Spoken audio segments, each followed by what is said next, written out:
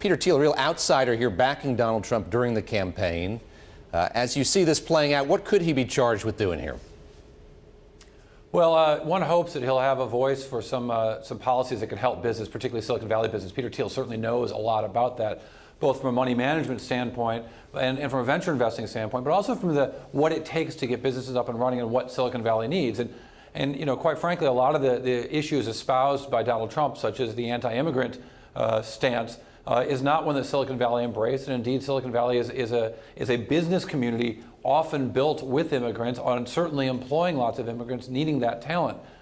Furthermore, Peter Thiel is a gay man, and the role of gay people in America going forward in this administration is one that a lot of LGBT people feel very threatened by. So to have someone so prominent in a transition might suggest an openness that the campaign did not suggest. I don't want to overstate that because we don't know, how that plays out on any individual level. But I think you can only see it as the notion that things could be more inclusive with a candidate and a president-elect who did not espouse inclusiveness in his campaign. Over the last 8 years, the current administration has tried to make overtures to Silicon Valley to make the divide between the East Coast and the West Coast not as great as it has been. It's had some success there.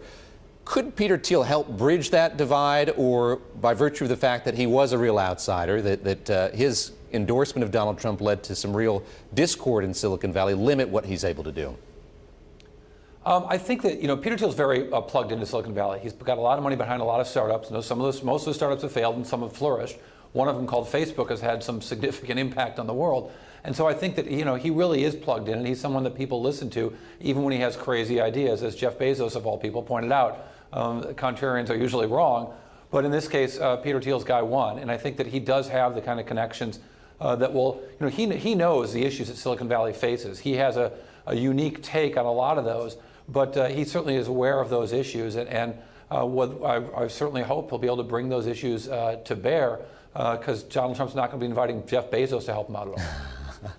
I remember well the speech that he delivered at the RNC in Cleveland. He is known as somebody who is not in favor of big government, not really in favor of government in itself.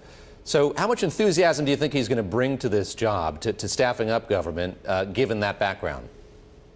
I mean, it's a very meta question, right? When you have candidates who run from Washington, D.C., who want to go to Washington, D.C., but actually don't believe that Washington, D.C. can accomplish anything. So I think that viewpoint is not limited to Peter Thiel. I'd suggest that that's a big part of what we might expect from an administration of Donald Trump and the people he's surrounding himself with.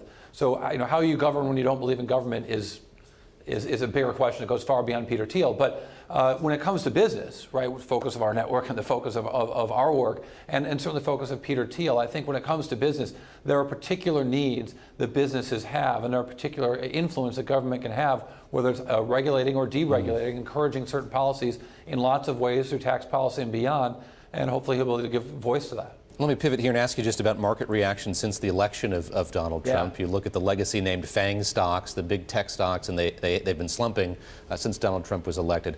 Why is that? Why do you think that's the case? And is this something we're going to see sticking around for a while here with as we await new policy plans from Donald Trump? Well, so let's pick one stock where there's a why, that being Amazon.com, since you just mentioned Jeff Bezos. The why for that reason is this notion that somehow Donald Trump will create some kind of new tax policy to punish Amazon or to go after Jeff Bezos to get even for the Washington Post reporting because Bezos owns Washington. I don't know what that theory is, but investors selling Amazon stock for that reason are insane. It's a ludicrous reason to sell Amazon because that's just not going to happen. They're not going to be able to go back and find new taxes to apply to Amazon, a company that's thinks more about taxes and profits than any company out there.